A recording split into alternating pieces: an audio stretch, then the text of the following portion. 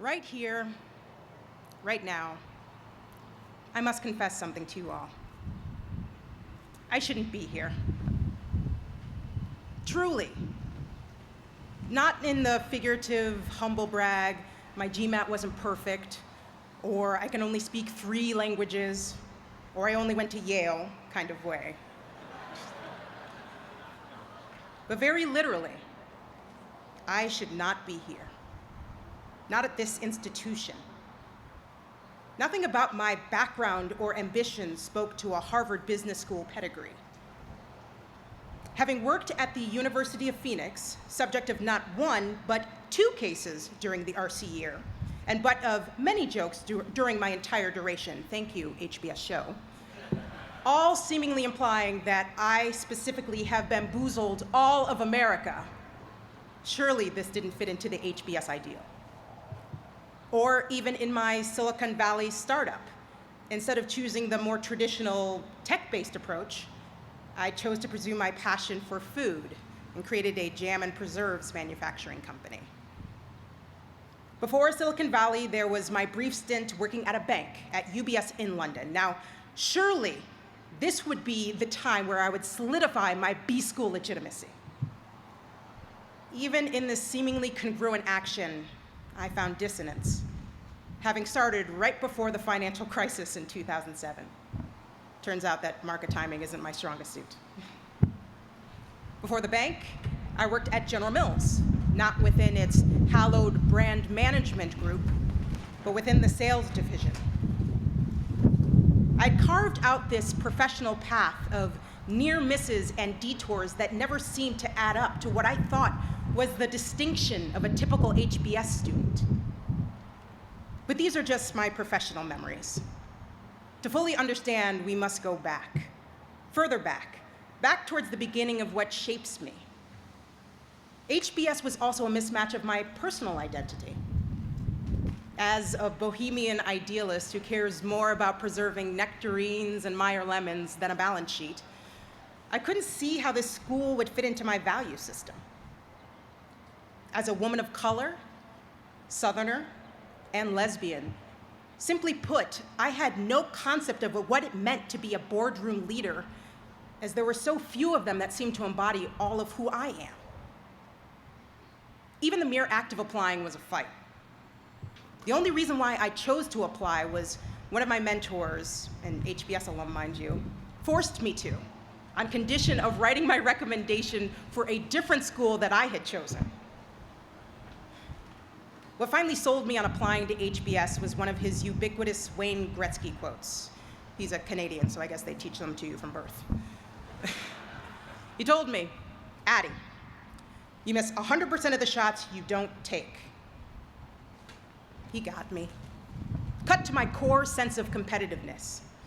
Having no recourse but to accept his challenge, I put in my application. So now I'm here. But I didn't miraculously find my path once I landed in Boston. In my mind, I was still the different one. And I came with a big old bag of being different. Being the only Black lesbian on campus for my entire 2-year tenure. And Dee, if you are listening, I hope you have someone in the pipeline, because this is it. Even being a more experienced candidate, having worked for over a decade prior to application, it was tough feeling out of place from the start, not knowing what I would find. So here I am at Harvard with this seemingly unconquerable divide. And after the first day on campus, I still felt different. Day 2, much the same. Begrudgingly, I found some solace in the section experience to help overcome this sense of alienation. I was shocked how easy it was to succumb to the beauty of having so many different opinions brought into the classroom, and appreciating that while we may have many different perspectives, no one singular voice held the answer. The feeling of alienation began to dissipate once I started seeing this environment for what it really is, a collection of differences. Everyone brought their own bag with them, it's just our luggage all looked a little different. The section experience forces us to confront our differences in the classroom. But this confrontation doesn't only happen in the classroom. It doesn't only happen in one-on-one meetings with professors or in review sessions.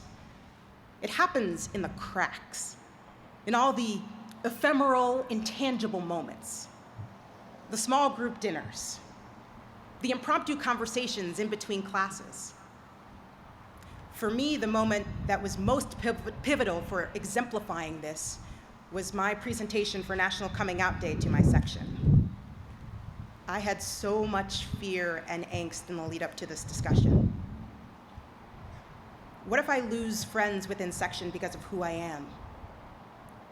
What if I offend someone? What if no one shows up?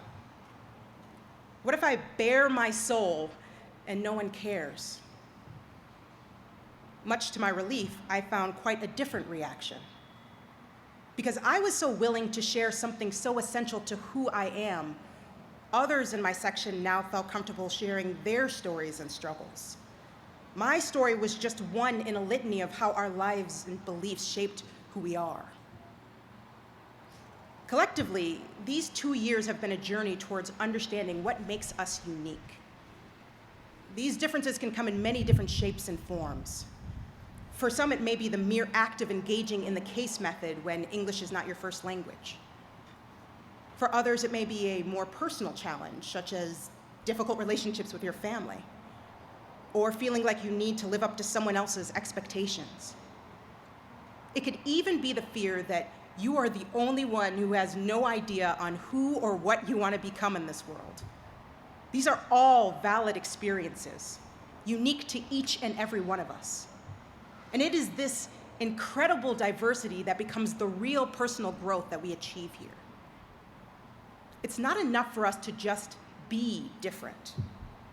It is this close, vulnerable place we put ourselves in that makes this experience rich.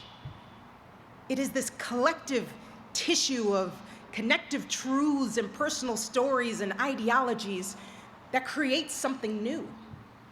A new body, a new spirit, a new sense of purpose that pushes us further.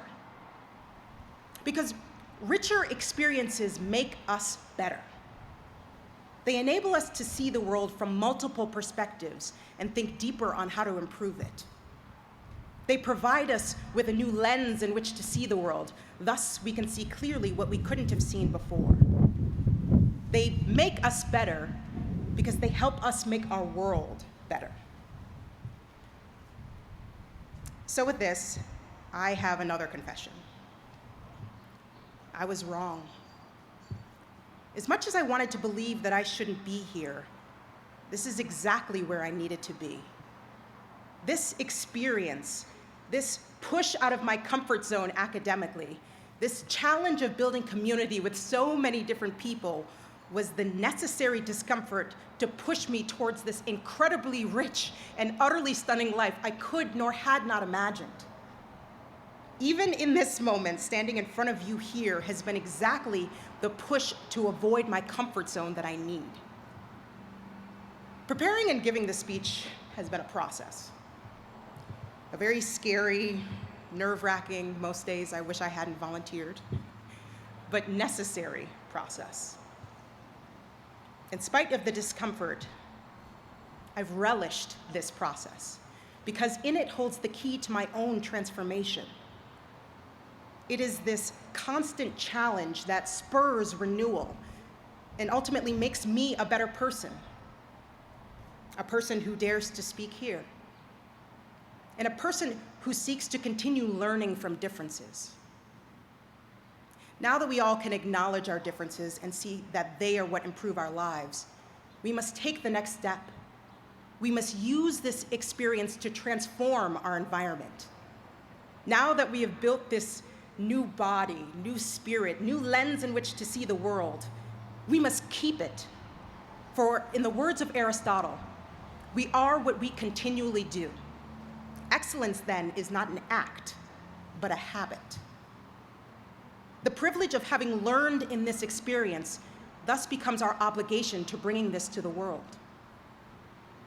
More importantly, we should be different after we leave. My differences aren't erased once I leave here.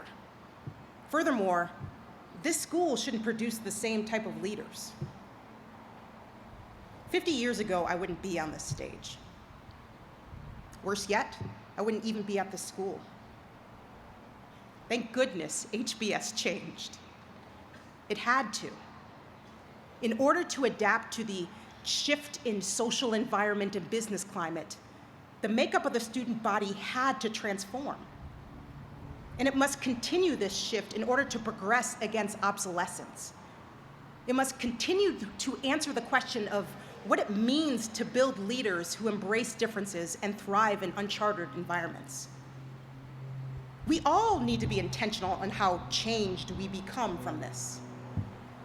The world will continue to evolve, and thus our ability to fit in it will be an ongoing work in progress. We all will get the same degree tomorrow, but that's where our sameness ends. We shouldn't all be the same, but rather challenge our own view of the world with our own unique perspectives.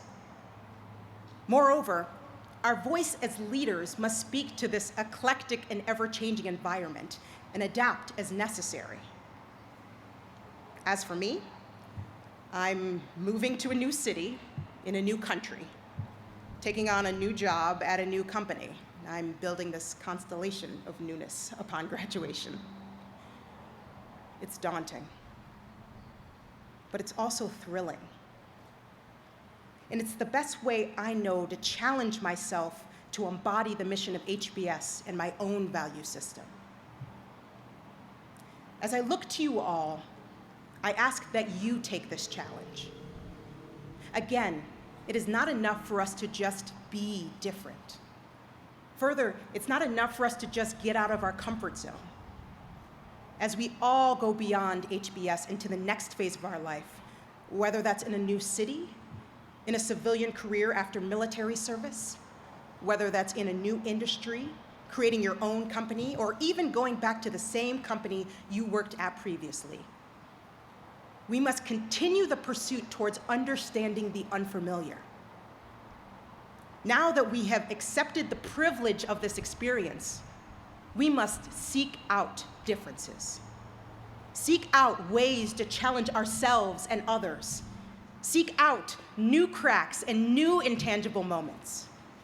Make a career of humanity that embraces differences, for you will make a greater person of yourself, a greater nation of your country, and a finer world to live in. Thank you very much.